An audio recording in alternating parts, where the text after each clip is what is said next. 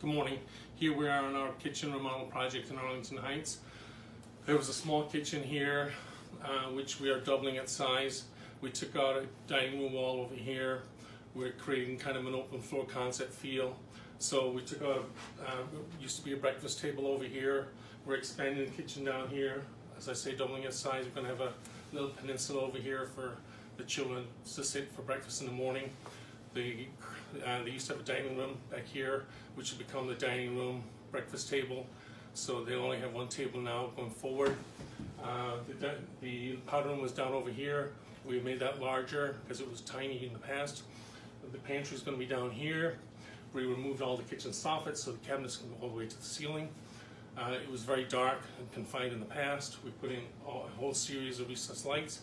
There's going to be under cabinet lighting underneath all the cabinets. This soffit here is going to be maintained because it has all the mechanicals, all the HVAC going to the second floor.